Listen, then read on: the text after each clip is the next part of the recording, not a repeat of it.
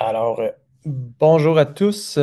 Merci pour votre présence aujourd'hui. On va pouvoir débuter la discussion d'aujourd'hui. Euh, alors, quelques petits points de discussion pour la prochaine heure. Je vais commencer par une présentation là, de peut-être une vingtaine de minutes sur essentiellement là, le projet de règlement. Je vais essayer d'être le plus factuel possible puis de rester sur le contenu qui a été présenté pour ensuite nous mener vers une discussion et un échange surtout. Vraiment, l'objectif de la séance aujourd'hui, c'est essayer de communiquer le plus clairement possible les changements proposés au code chapitre 5, part 1, et d'essayer d'engager dans des discussions avec vous tous sur l'appel. Donc, notre équipe a lancé l'invitation là, pour le webinaire d'aujourd'hui à travers différentes plateformes pour principalement cibler les entrepreneurs électriciens et ingénieurs et professionnels là, qui sont impactés par les changements réglementaires. Donc, j'espère que la session d'aujourd'hui va être pertinente. Si vous avez des questions pour moi aujourd'hui, ou des points que vous aimeriez soulever, je vais vous inviter à lever la main tout simplement là, durant la présentation. Ça va faire un ordre de main levée que je vais pouvoir ensuite prioriser une fois le contenu de la présentation complété. Vous pouvez aussi écrire dans le chat, bien sûr, si vous avez des questions ou des commentaires, mais je vous encourage à lever la main et à prendre le micro là, à la fin de la présentation. Je pense que ça va rendre la session un petit peu plus dynamique. Euh, Emma, si tu veux partir pour le sondage, je pense qu'on serait rendu là. Donc, on a préparé trois petites questions de mise en bouche avant de débuter la présentation. Donc, si tout se passe bien, vous devriez voir la présentation apparaître sous peu. Et on m'a dit de me reculer un petit peu de l'écran. Donc, c'est ce que je vais faire. Emma, est-ce que tu es capable de partager le sondage? Oui, il est déjà partagé. C'est bon.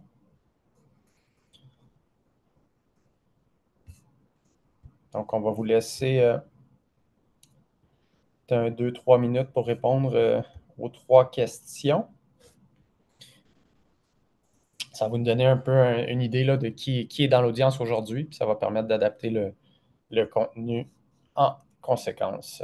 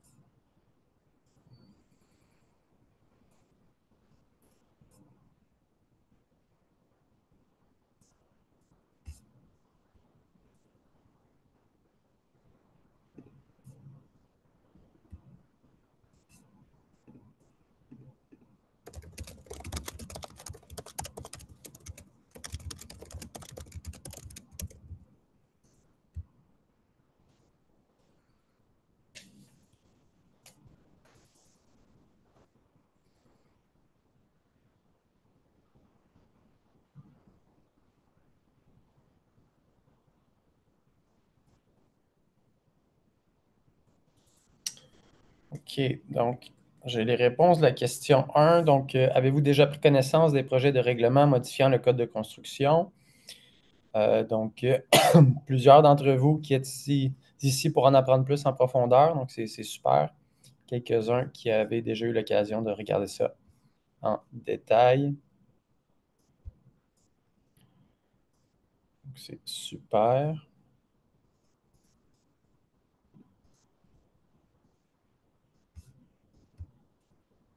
On peut passer à la deuxième question, Emma.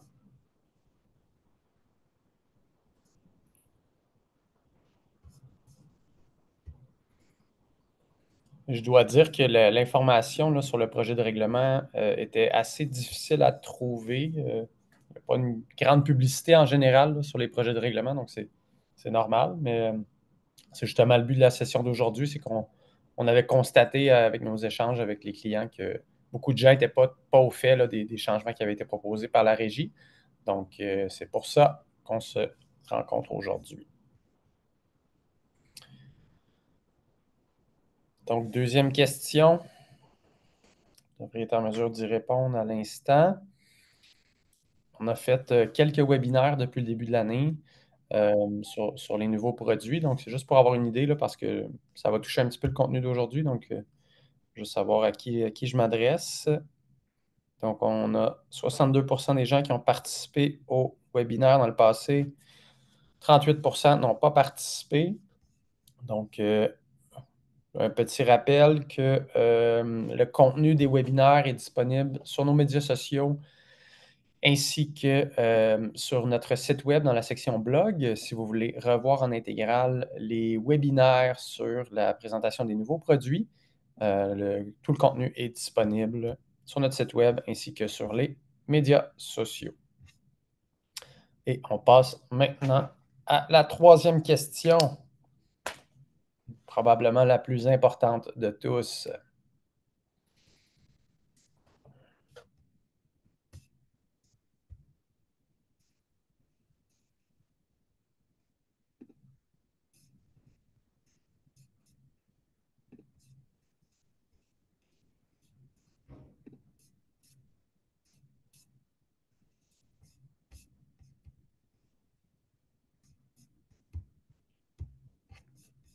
Donc, toujours pertinent de savoir si les gens dans l'audience possèdent un véhicule électrique. Donc, j'attends de voir les réponses. On va enchaîner avec le contenu dans quelques instants.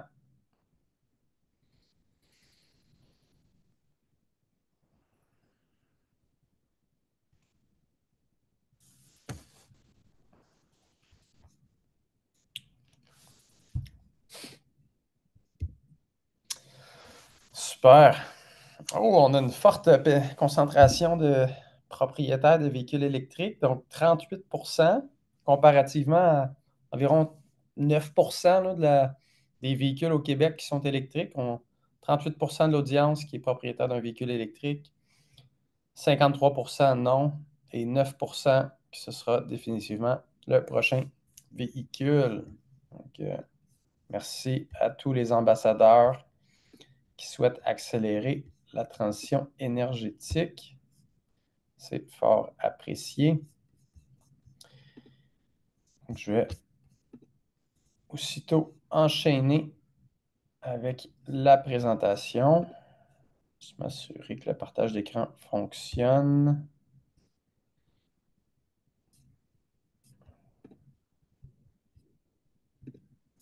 Super. Donc, on va débuter. Alors, comme je le disais d'entrée de jeu, l'intention aujourd'hui, c'est de discuter du projet de règlement du chapitre électricité du Code de construction du Québec. Le but, c'est d'avoir une discussion. C'est pas d'émettre un avis professionnel ou d'interprétation, mais c'est vraiment d'essayer d'exposer les faits le plus objectivement possible pour permettre là, un échange et ultimement de faciliter la transition avec l'entrée en vigueur du code très prochainement. Donc, je me présente, David Corbeil, président et cofondateur de RVE. Depuis déjà 10 ans, je m'investis en électrification des transports et spécifiquement à développer des systèmes de gestion d'énergie pour véhicules électriques dans les domiciles, dans les multilogements, de manière à réduire l'impact des véhicules électriques et de la recharge sur le réseau et les infrastructures. Dans les quelques implications qui occupent mon horaire, je suis impliqué depuis plusieurs années sur la rédaction du standard C343, donc sur les systèmes de gestion de l'énergie des véhicules électriques. On va en parler quand même assez longuement aujourd'hui. Donc, je m'implique sur le comité depuis plusieurs années et je m'assure que notre roadmap de développement produit chez RVE est arrimé avec celui-ci. Je suis aussi impliqué au comité national de la section 86 sur la recharge des véhicules électriques depuis maintenant 2 ans. Et j'ai été impliqué dans le sous-comité recharge pour la préparation du projet de règlement qui vous est présenté aujourd'hui. Donc, la Régie du bâtiment du Québec avait impliqué un consortium de consultants pour mettre à jour son code de construction et j'ai été impliqué dans le projet de 2020 à 2023 quand le travail du comité s'est complété. Petit historique sur les changements à l'échelle canadienne au niveau réglementaire. Donc, en juin 2024, a eu lieu la publication du Code électrique canadien et l'introduction de l'article 806.11, donc édition, la 26e édition du Code électrique. En septembre 2024, on a eu le public review du draft du standard sur les EVEMS, qui n'est pas encore publié, mais qui est maintenant disponible pour les manufacturiers afin de s'en inspirer dans le développement de leurs solutions. Et en mars 2025, donc assez récemment, la Gazette officielle du Québec présentait le projet de règlement de refonte du code ainsi que l'analyse d'impact réglementaire qui vient évaluer chaque changement réglementaire proposé, combien ça va coûter en coût de construction. Donc, ça aussi, c'est un document là, assez volumineux de 26 pages qui a été préparé dans le cadre du projet de règlement.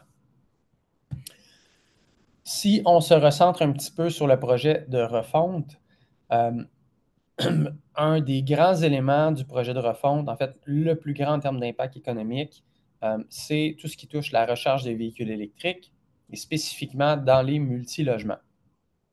Donc, l'anticipation des besoins de recharge dès la construction est une solution qui est pragmatique, qui sera bénéfique à long terme pour les Québécois et permettra au gouvernement d'être en bonne posture pour l'atteinte de son objectif d'électrifier 600 000 stationnements en multilogement d'ici 2030. L'étude d'impact, ce qu'elle a révélé, c'est que d'ici 2030, le coût de l'inaction pour la société québécoise serait de 1,6 milliard de dollars en coût de construction supplémentaire en rétrofit si on ne commence pas à arrêter l'hémorragie et à exiger aux nouveaux constructeurs de prévoir au minimum les infrastructures de base pour la recharge. Donc, au niveau du projet de refonte, vraiment, on est venu s'arrimer avec les orientations du gouvernement qui sont d'avoir une adoption massive des véhicules électriques et aussi de faire un rattrapage parce qu'aujourd'hui, on a un code en place qui est basé sur le document national de 2015. Donc, on est grandement en retard en termes de normes et de pratiques à l'échelle canadienne. Puis, il y a une intention d'arrimer à travers toutes les provinces les réglementations en vigueur. Donc, c'est dans cet esprit-là que le code est présenté. Au niveau des étapes à venir, donc, on est rendu, on a complété la période de commentaires. Présentement, la RBQ analyse les commentaires et la publication et entrée en vigueur devrait se faire en quelque part au courant de 2025. Il n'y a pas encore de date qui a été annoncée. Si on se fie à la dernière révision du code, ça avait pris là, à peu près 100 jours entre la publication de la Gazette et l'entrée en vigueur du code. Donc, le cas échéant, là, on pourrait s'attendre à ce que cet automne, il y ait une annonce là, pour l'entrée en vigueur du nouveau code. Alors, je rentre dans le vif du sujet avec les changements qui sont proposés. Donc, dans un premier temps, je vais faire un survol des nouvelles définitions. Et je tiens à rappeler que la présentation d'aujourd'hui est enregistrée. Elle sera disponible sur nos médias sociaux et sur notre site web. Donc, vous allez y avoir accès sans aucun problème. Alors, dans les nouvelles définitions, appareillage de recharge de véhicules électriques ou ARVE consiste en un ensemble constitué de conducteurs, de connecteurs, d'accessoires, d'appareils et de raccords installés spécifiquement pour le transfert d'énergie et l'échange d'informations entre la dérivation et le véhicule électrique. Si je résume dans le jargon de la profession, on pourrait aussi appeler un ARVE une borne de recharge. Nouvelle définition, un dispositif de surveillance et de délestage de charge ou un DSDC. Il s'agit d'un type de contrôleur de charge permettant d'intercepter l'artère en amont d'un panneau, de surveiller le courant de l'artère et de délester la charge lorsque l'appareillage de recharge raccordé, de délester la charge de l'appareillage de recharge raccordé lorsque l'intensité du courant de l'artère du panneau a atteint un seuil préétabli. Donc, en synthèse, un contrôleur de charge ou chez RVE, on appelle ça souvent un DCC, donc un DCC9, DCC11, produit qu'on commercialise depuis plusieurs années. Mais il y a une clarification au niveau des terminologies dans le nouveau code. Autre grande nouveauté, le système de gestion de l'énergie des véhicules électriques, le SGEVE. Donc, c'est un moyen permettant de maîtriser l'alimentation des charges d'appareillage de recharge des véhicules électriques par le processus ayant trait au raccordement, au débranchement, à l'augmentation ou à la réduction d'énergie électrique aux charges et pouvant comprendre un appareil de surveillance, un appareil de communication, un dispositif de commande, une minuterie et autres dispositifs pertinents. Donc, c'est, je dirais, le holy grail des systèmes de gestion pour permettre un effacement des charges dans le calcul de charge. Je vais revenir quand même en détail un petit peu plus tard. Mais pour ceux qui ont participé à nos récents webinaires sur les nouveaux produits de RVE, ça fait plus de 5 ans qu'on travaillait sur notre version d'un SGEVE, donc le hub qui est compatible avec nos panneaux intelligents, avec nos contrôleurs de charge, et qui va permettre un effacement au niveau du calcul de charge avec un contrôle de sécurité qui est local et filaire.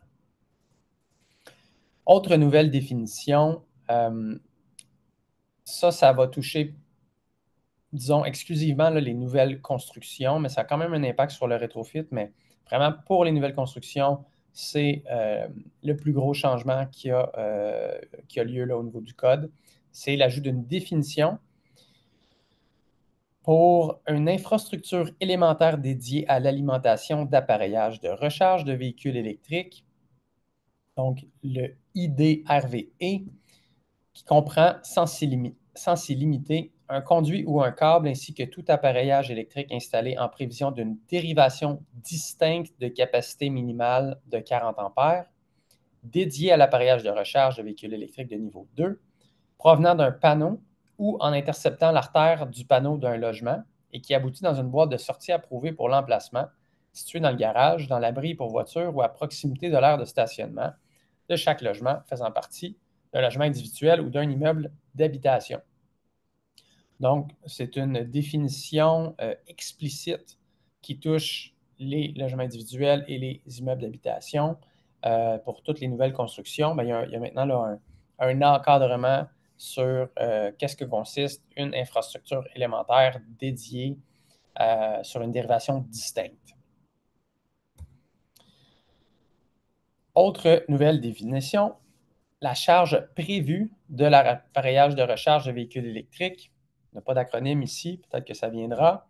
Donc, la définition stipule une puissance prévue de 6,6 à 7,7 kW, qui est calculée en fonction de l'appareillage de recharge de niveau 2 et qui est raccordée sur une dérivation distincte de 40 ampères avec une protection contre les surintensités à 80 % du courant nominal. Autrement dit, la charge obligatoire lorsqu'on prévoit une infrastructure de recharge pour véhicules électriques. Donc, c'est ce qui complète les nouvelles définitions. Comme je le disais tantôt, n'hésitez pas à lever vos mains, puis je vais prioriser à la fin ou à poser vos questions dans le chat. Mais je pense que aussi dans la suite du contenu, je vais déjà répondre peut-être à certaines questions qui ont pu être soulevées avec la section 1. Donc, je passe maintenant à la section 2 sur le calcul de charge. Donc, pour les logements individuels, alors, sous réserve des articles 806.10 et 806.12, que nous verrons un petit peu plus tard, toutes les charges prévues d'appareillage de recharge de véhicules électriques, qu'un appareillage de recharge soit installé ou non, doit être calculé avec un facteur de demande de 100 %. En somme, il il n'y a plus d'assouplissement qui est possible en fonction de la source de chauffage ou de la source de tank à eau chaude ou même de cuisinière. Dorénavant, s'il n'y a pas de gestion d'énergie pour un logement individuel, il faut calculer la charge d'une recharge comme une charge continue essentiellement, donc à 100%, soit à 6,6 kW ou à 7,7 kW. Donc, je donne un exemple bien simple. Je construis un bungalow, 2 stationnements. Le client veut 2 sorties pour véhicules électriques de 40 ampères. Le code en exige une seule. S'il en veut 2, il faut calculer 2 fois 7,7 kW parce qu'on serait à 32 ampères, 240 volts, le cas échéant. S'il y a un partage de puissance, ben là, on serait en mesure d'assouplir le calcul de charge. Maintenant, au niveau des immeubles d'habitation. Donc, encore une fois, sous réserve des articles 806.10 et 12, toutes les charges prévues d'appareillage de recharge, qu'un appareillage de recharge soit installé ou non, à partir d'un panneau installé dans un logement, avec un facteur de demande de 100%. Donc, si l'appareillage de recharge provient du panneau du logement, il n'y a pas d'assouplissement possible. Donc, un petit peu comme le chauffage, ou du moins les 10 premiers kilowatts de chauffage, il faut en tout temps calculer la charge des véhicules électriques à 100% lorsque l'appareillage provient du panneau du logement. Ça s'applique seulement s'il n'y a pas de gestion d'énergie. Puis on va y revenir un petit peu plus tard. L'alinéa 3 nous dit que toutes les charges prévues d'appareillage de recharge, que l'appareillage soit installé ou non, doivent être ajoutées avec un facteur de demande de 100%. La subtilité ici, c'est un autre article qui vient spécifier pour le code du service commun ou une infrastructure dédiée. Encore une fois, s'il n'y a pas de gestion d'énergie, s'il n'y a pas de système de gestion d'énergie de véhicule électrique d'installer, il faut calculer la charge à 100%. Donc, il n'y a pas de diversité qui est possible dans le calcul. Troisièmement, assouplissement pour les systèmes de gestion de l'énergie des véhicules électriques. Donc, on va rentrer dans l'article 806 et l'utilisation des facteurs de demande. Alors, l'alinéa 10 nous dit que si les charges des appareillages de recharge des véhicules électriques sont maîtrisées au moyen d'un système de gestion de l'énergie des véhicules électriques, la demande des ARVE doit être égale à la charge maximale permise par le système de gestion de l'énergie des véhicules électriques. 11.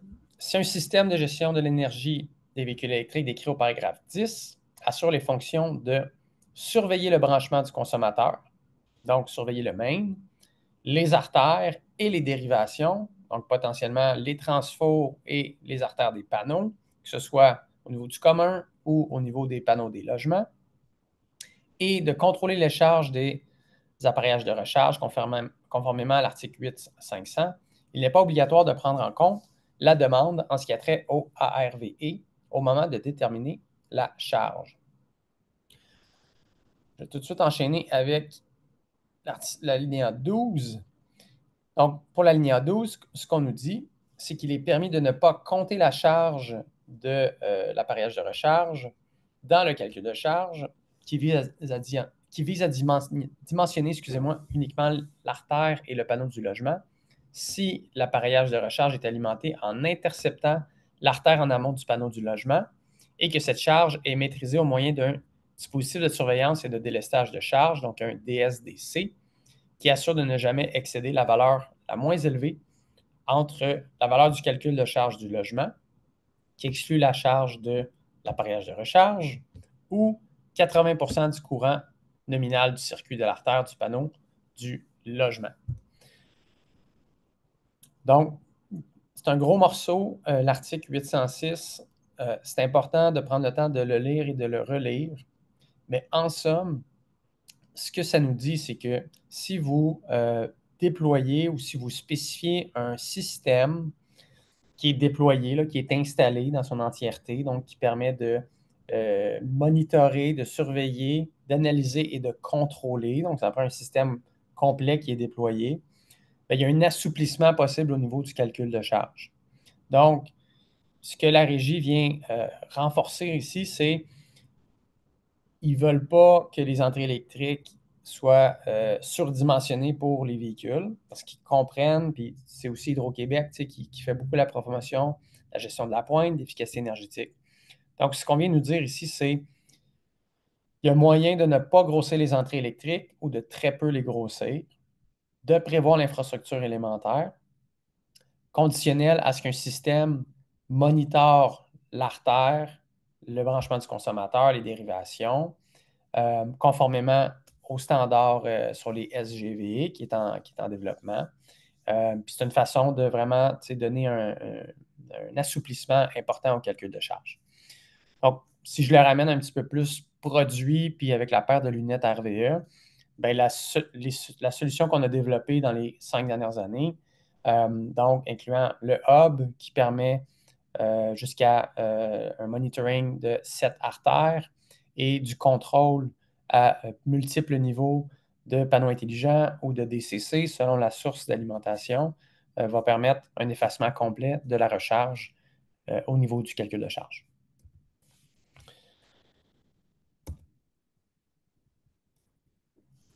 Donc, j'enchaîne avec maintenant la section 86, donc 86-306. Il y a une clarification qui est faite dans cet article, donc sur les prises de courant pour appareillage de recharge.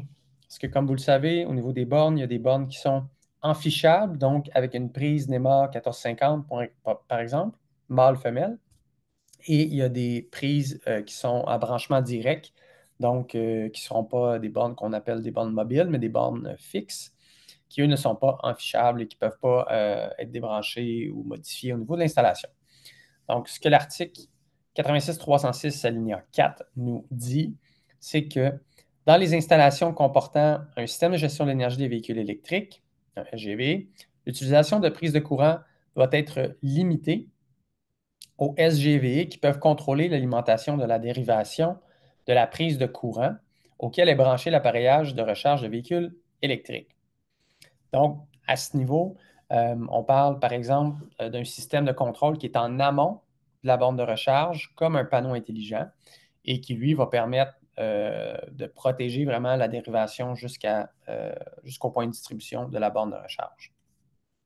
Si le SGVE est à même la borne de recharge, ben là, dans ce cas-ci, une borne affichable n'est pas possible d'être déployée. Puis, bien sûr, la borne de recharge doit être installée pour permettre de compléter le système de SGV. Section 4 maintenant, infrastructure de recharge élémentaire dédiée.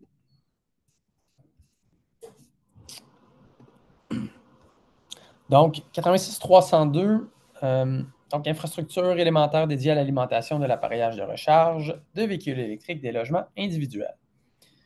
Alinéa 1.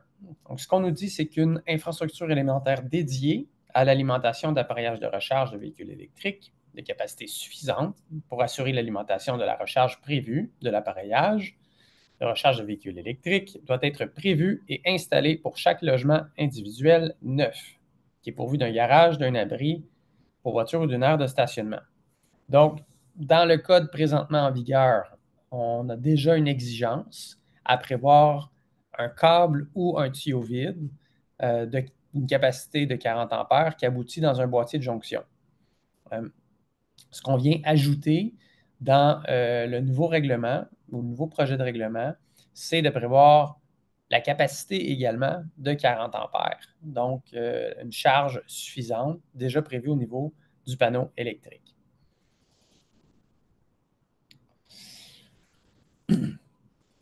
Maintenant, pour les immeubles d'habitation. Donc, infrastructure élémentaire dédiée à l'alimentation d'appareillages de recharge de véhicules électriques dans les immeubles d'habitation. C'est une version qu'on a un petit peu raccourcie pour qu'elle soit plus lisible. Je vais vous présenter à l'écran après la version longue. Puis c'est celle qui est disponible dans le projet de règlement. Mais je trouve que cette version-là, elle se comprend beaucoup mieux. Vous me direz ce que vous en pensez. Donc, chaque aire de stationnement d'un immeuble d'habitation neuf, à l'exception des aires de stationnement réservées aux visiteurs, doit être pourvue d'une infrastructure élémentaire dédiée de capacité d'au minimum 6,6 ou 7,7 kW, en prévision de l'installation d'un appareillage de recharge à proximité de chaque aire de stationnement ou de l'immeuble d'habitation. Donc, c'est assez majeur comme nouveau changement, là. Essentiellement, c'est que chaque unité d'habitation pourvue d'un stationnement doit prévoir l'infrastructure élémentaire dédiée et celle-ci doit être, dans le fond, une capacité minimale là, de 40 ampères et déployée à proximité de chaque stationnement de l'immeuble d'habitation. Je vous montre rapidement la version originale, par souci de transparence, qui se lit comme suit. Chaque aire de stationnement d'un immeuble d'habitation neuf, à l'exception des aires de stationnement réservées aux visiteurs, doit être pourvue d'une infrastructure élémentaire dédiée à l'appareillage de recharge de véhicules électriques de capacité suffisante pour assurer l'alimentation de la charge prévue de l'appareillage de recharge de véhicules électriques en prévision de l'installation de l'appareillage de recharge de véhicules électriques à proximité de chaque aire de stationnement d'habitation. Donc, je vous laisse décider la version que vous préférez. Nous, on va travailler avec celle-ci chez RVE, qui est une simple synthèse de structure, mais qui veut essentiellement dire la même chose. Ensuite, malgré le paragraphe 1 que je viens de vous présenter, il est permis de partager une infrastructure élémentaire pour alimenter l'appareillage de recharge de véhicules électriques prévu lorsqu'il vise à desservir plus d'une aire de stationnement dédiée à un même logement. Donc, ce qu'on vient clarifier ici, c'est que dans le projet de règlement, puis la définition de IDRVE, la dérivation de 40 ampères doit être distincte et provenir d'un panneau. Donc, ça, c'est très clair. La régie ne veut pas faire du partage par dérivation. Ils veulent faire du partage par panneau. La raison étant très simple, c'est afin de grossir les groupes de partage et permettre à Hydro-Québec de faire une gestion de la pointe et une meilleure efficacité énergétique au sein de son réseau, parce que l'intention éventuellement, c'est que les systèmes connectés soient connectés à ILO ou d'autres programmes de gestion de la pointe. Donc, dans le règlement, ce qu'on vient renforcer, c'est la nécessité de faire du partage de puissance de dérivation d'au minimum 40 ampères à partir des panneaux et non pas à partir d'une dérivation d'un disjoncteur qui va alimenter plusieurs bornes. Ça, c'est très clair. La seule exception qui est autorisée, c'est si on a une source d'alimentation qui est l'artère du panneau du logement. Donc, si j'ai par exemple un contrôleur de charge sur l'artère d'un panneau du logement, une dérivation de 40 ampères qui s'en va jusqu'à un premier stationnement, bien, il sera autorisé d'alimenter également un deuxième stationnement qui appartient à une même unité. Et cinquièmement, rapport de planification globale. Donc, une autre grande nouveauté, donc, qui touche l'article 2.0.14, plans et devis. Donc, je vais lire le détail puis en faire une synthèse par la suite, là. Alors, l'article 2.0.14, bon, ça fait très, très longtemps qu'il est dans le code, mais on a eu des ajouts assez significatifs, spécifiquement pour ce qui touche la planification au niveau de la recharge. Donc, alinéa M, le détail de l'infrastructure et de l'appareillage électrique dédié à l'alimentation d'appareillages de recharge de véhicules électriques, qu'ils soient installés ou non, lorsque requis par la section 86. Section alinéa 4. Les plans et devis doivent contenir une planification globale qui permet de s'assurer que la capacité de l'installation électrique est suffisante pour permettre éventuellement que chaque aire de stationnement, à l'exception des aires réservées aux visiteurs, puisse être desservie par un appareillage de recharge de véhicules électriques. Petite subtilité, ça va être applicable seulement ou exigé seulement lorsque l'installation électrique a une puissance de plus de 120 kVA ou 120 kW. Donc, quand même, c'est pas des très gros immeubles. Il va déjà falloir prévoir cette condition. Ensuite, la planification suivante doit minimalement contenir les renseignements suivants. Donc, le contexte d'installation pour la source d'alimentation, une représentation schématique de l'entrée principale et des groupes de compteurs par transformateur, un calcul de charge basé sur la section 8 ou la méthode de collecte des données de consommation mesurées des 12 derniers mois, selon 806.8, le choix de l'appareillage et des équipements, les étapes du déploiement complet de l'infrastructure de recharge. Et ensuite, la planification globale doit être remise par la personne reconnue ou l'entrepreneur au propriétaire de l'immeuble, conservée par le propriétaire et utilisée par tous les entrepreneurs impliqués au déploiement complet de l'infrastructure de recharge.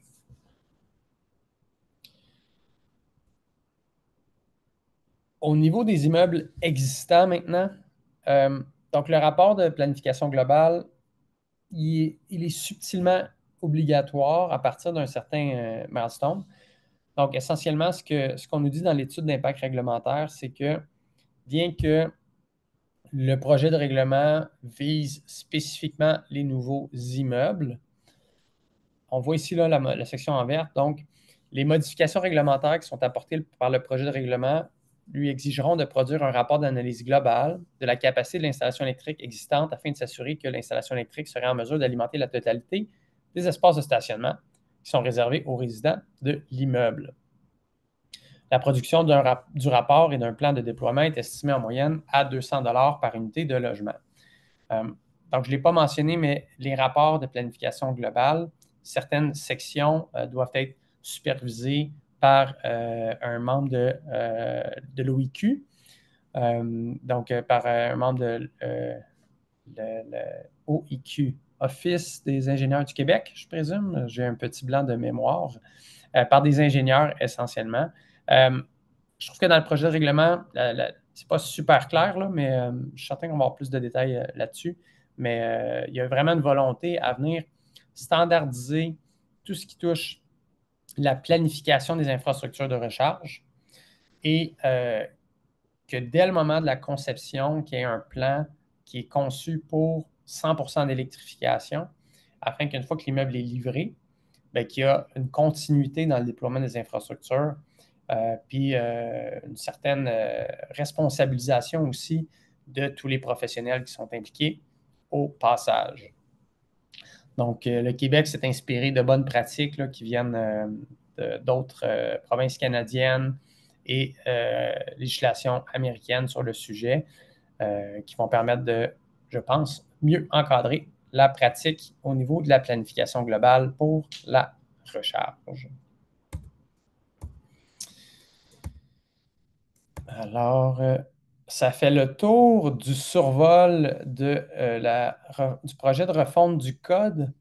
Avant d'ouvrir la période de questions, euh, je fais une petite invitation spéciale. Donc, cette année, RVE célèbre son 10e anniversaire déjà. Donc, Marie-Pierre et moi avons fondé l'entreprise en mai 2015.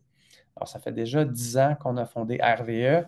On a électrifié plus de 50 000 cases de stationnement avec de la gestion d'énergie. Donc, ça a été une belle aventure jusqu'à ce jour. Et nous allons célébrer les 10 ans à Laval le 5 juin prochain de 16 à 19 heures. Donc, certains d'entre vous avez reçu des invitations. Peut-être qu'on a oublié du monde, sans aucun doute. Donc, si vous n'avez pas eu d'invitation, que vous aimeriez vous joindre à nous, bien sûr, les places sont limitées, mais dans l'enregistrement de la présentation d'aujourd'hui, vous allez recevoir un courriel avec un petit formulaire pour demander à vous inscrire. Comme je l'ai dit, les places sont limitées, donc on ne pourra pas accueillir tout le monde, mais ceux qui ont un intérêt à venir célébrer les 10 ans avec nous, on va aussi faire un survol de l'histoire, parler de la vision d'RVE, ce qui s'en vient. Donc, 5 juin prochain, de 16 à 19 heures à Laval. Et ça complète la présentation structurée d'aujourd'hui pour nous amener à la période de discussion et questions.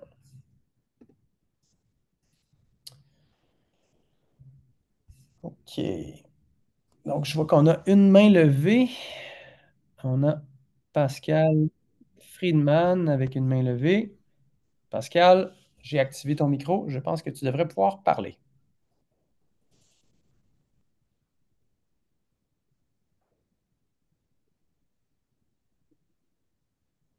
Pascal, est-ce que tu es en mesure d'activer ton micro?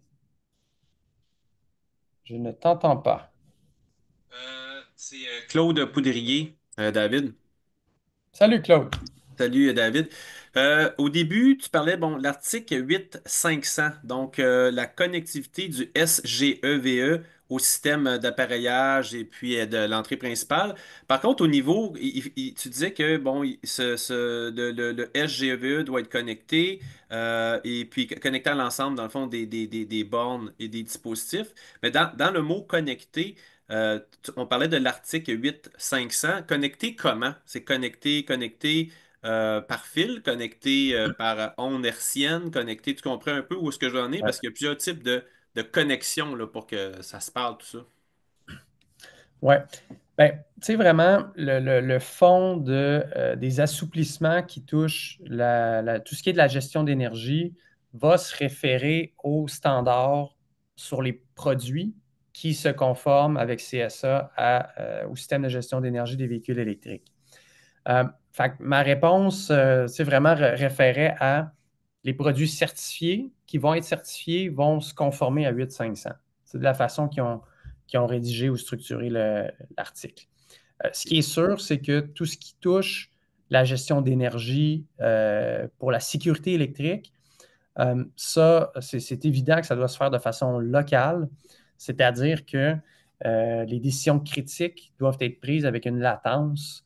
Ça, c'est écrit dans le standard, là, c'est super clair, là, mais avec une latence de quelques secondes et doit être infaillible à des pertes de connectivité réseau. Donc, si le réseau Rogers ou TELUS plante, ben, tout ce qui touche la sécurité électrique ne doit pas être impacté par ce système de décision. Un petit peu comme pour les standards sur les systèmes d'ascenseurs, les contrôleurs des ascenseurs pour le poids, pour la fiabilité de système, c'est tout embarqué dans les systèmes. Même chose pour les voitures autonomes.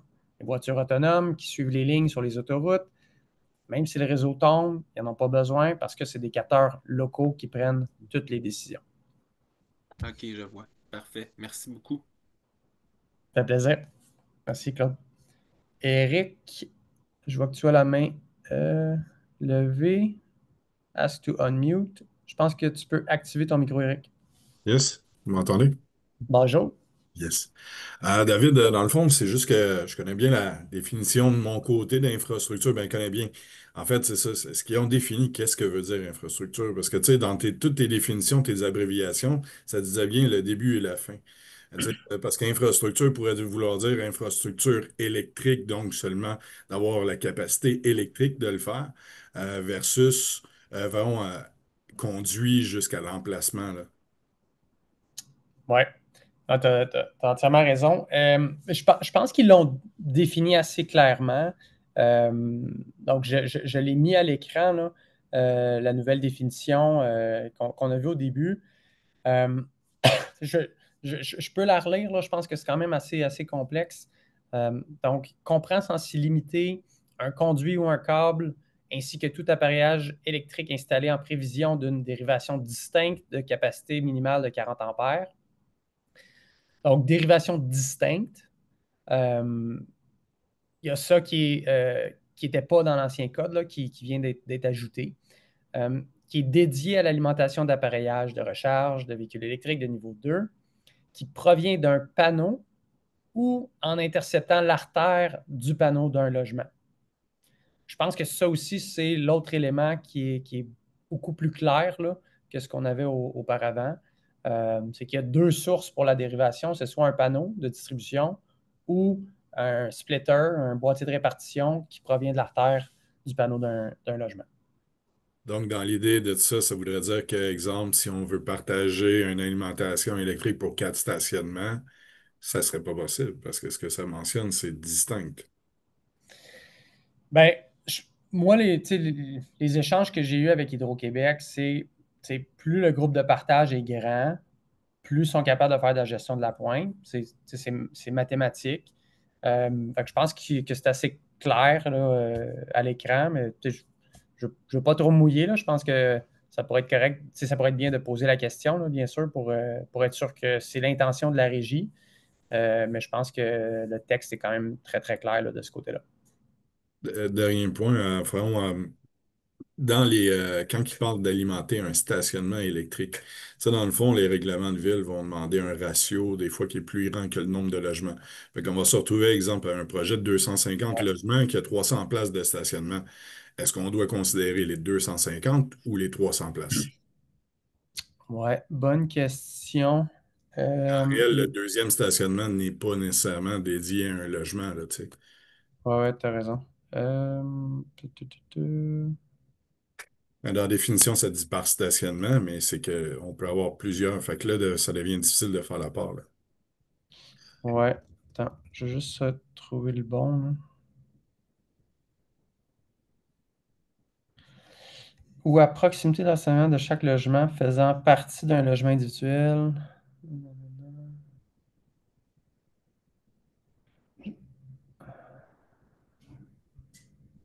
Ouais, c'est pas super clair ici. Quelqu'un fonctionne. Je sais que c'est la limitation qu'ils ont mis, là, c'est vraiment si tu as un logement, mettons que tu as 100 logements, 50 stationnements, ben, tu aurais 50 infrastructures élémentaires à prévoir. Si tu as 100 logements, 200 stationnements, tu aurais 100 infrastructures élémentaires à prévoir. OK. Merci, Ouais. David. Je pense que c'est ça la nuance que tu cherchais, là. Ouais. OK. Cool. Plaisir. Est-ce qu'on a d'autres mains levées? J'ai pas encore regardé trop dans le chat. Si vous voulez lever la main pour poser vos questions, c'est la bienvenue.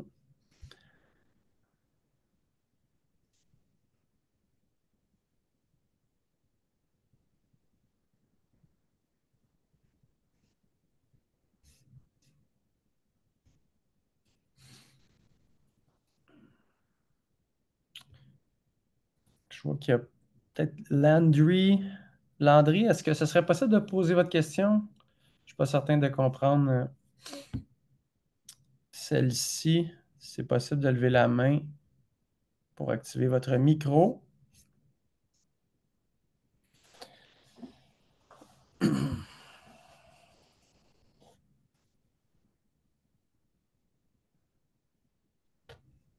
Oui, en principe, c'était concernant les infrastructures de recharge dédiées. Donc, vous avez dit tantôt que il faut prévoir une charge minimale de 40 ampères par panneau. Oui, et à proximité des lieux de stationnement. Donc, j'aimerais savoir si la dérivation, en fait, la dérivation qui est autorisée sur les lieux de stationnement, la dérivation peut se faire, il peut y avoir plusieurs dérivations pour un stationnement. Et est-ce que la dérivation se fait à partir du panneau? Donc, on prévoit la dérivation à partir du panneau, ou bien on fait une dérivation venant du panneau. Arrivé au lieu de stationnement, on peut prévoir d'autres dérivations connexes. Je ne sais pas OK. si je suis assez clair. Ouais. Ben, tu sais, je vais rester un peu politique dans ma réponse, là. Tu sais, j'ai pas plus d'informations que vous sur la question, malheureusement. Fait que ça revient Ok. à l'interprétation de chacun à cette étape-ci.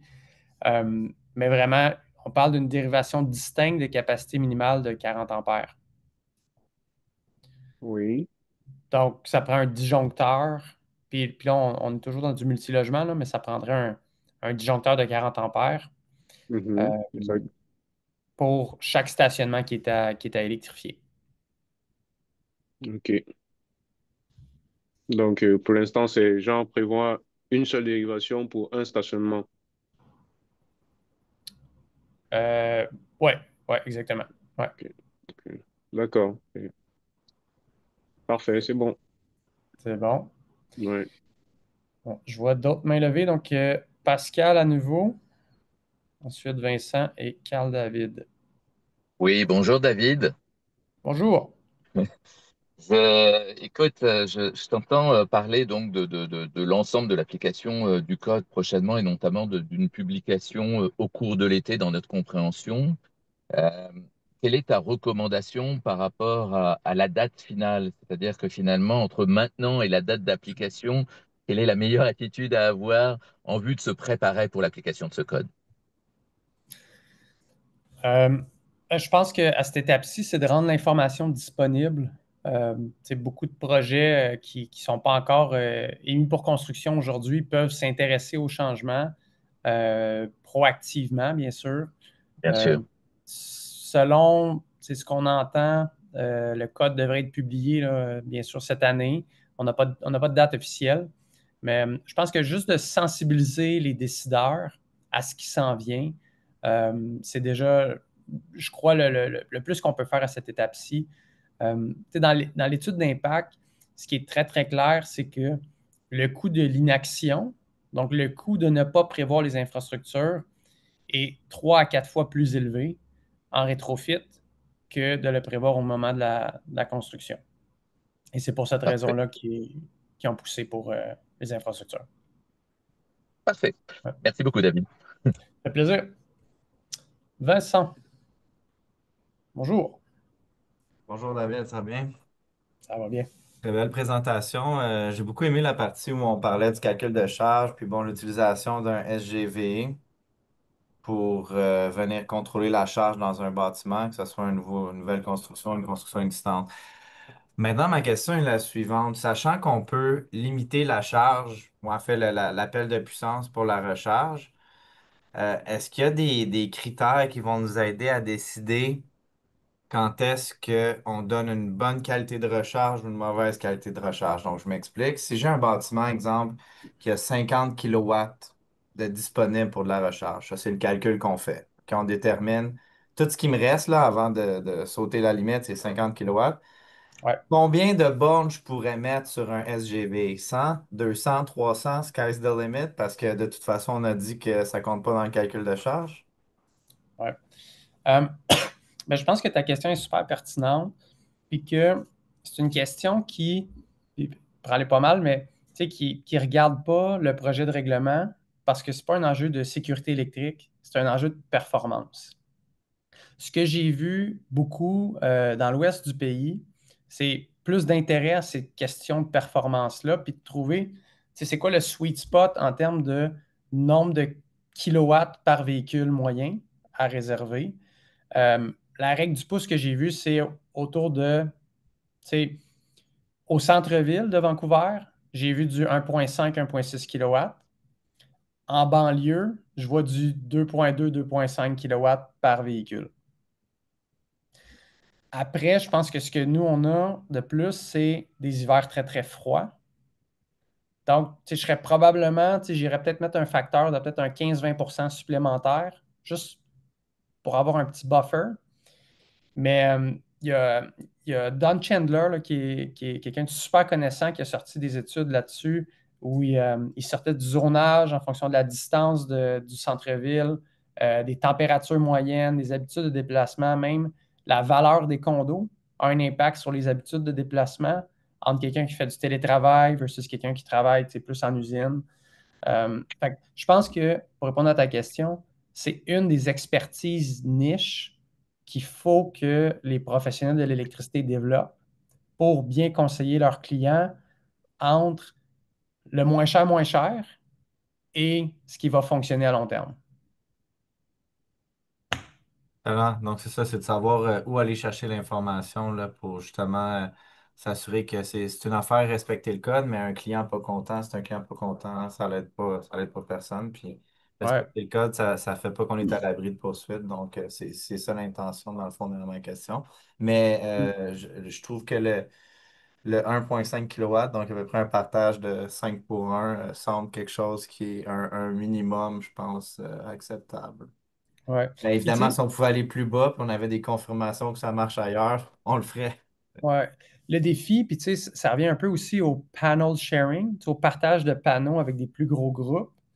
C'est que si tu oversize un petit peu ton filage, ben, tu peux faire une recharge beaucoup plus rapide, spontanée à certains endroits de ton infrastructure. Tandis que si tu te ramasses à faire du partage de dérivation à 6 bornes sur un circuit de 40 ampères, c'est plate, mais tu es super limité Oui. sur la façon que tu fais ton partage de puissance. Fait que je pense que mais ça coûte moins cher, right? Sauf en cuivre, en filage, en tuyau, c'est super économique, mais il y a une fine ligne, je pense, à considérer pour le long terme. Merci beaucoup. Plaisir. Carl, David, Oui, ma question bonjour. était pour les stationnements individuels. On doit passer seulement un conduit ou il faut vraiment qu'il y ait du fil à l'intérieur et que ça soit prêt à accueillir une borne? Je vais le remettre à l'écran. C'est une bonne question. 86 202. Moi-même, je ne suis pas encore totalement familier. On va le relire ensemble. Donc, une infrastructure élémentaire dédiée à l'alimentation d'appareillages de recharge de véhicules électriques de capacité suffisante pour assurer l'alimentation de la charge prévue de l'appareillage de recharge. Donc, ici, on parle d'une infrastructure élémentaire dédiée, ce qui nous rapporte aux définitions. Parce qu'on a maintenant des définitions, fait que ça facilite un petit peu notre travail. Fait que si on revient au niveau de la définition, on nous dit comprend censé limiter un conduit ou un câble, ainsi que tout appareillage électrique installé en prévision d'une dérivation distincte. Donc, c'est assez clair que tu peux passer un conduit seulement, donc un petit peu comme ce qui est en vigueur en ce moment. La différence, c'est qu'il faut prévoir la charge. C'est la grosse différence. Fait que même si tu passes seulement ton conduit, il faut que tu aies une capacité au niveau de ton panneau électrique pour le 40 ampères. Ça, c'est si tu n'as pas de système de gestion d'énergie qui est installé dans ton panneau, par exemple. Ouais. OK. Ouais. Puis tu n'as pas besoin d'installer la borne non plus. Ça peut être juste un boîtier de jonction à l'extrémité pour une prévision future. Donc ça ne change pas par rapport au statu quo en ce moment. OK, c'est bon. Merci. Ça fait plaisir. Donc, je ne vois pas d'autres questions. Alors, je pense qu'on a bien respecté le temps qui était prévu aujourd'hui. Merci beaucoup à tous. Merci pour votre participation et au plaisir de vous croiser prochainement dans un événement. Donc, bonne fin de journée. Au revoir. OK. Merci, au revoir. Salut.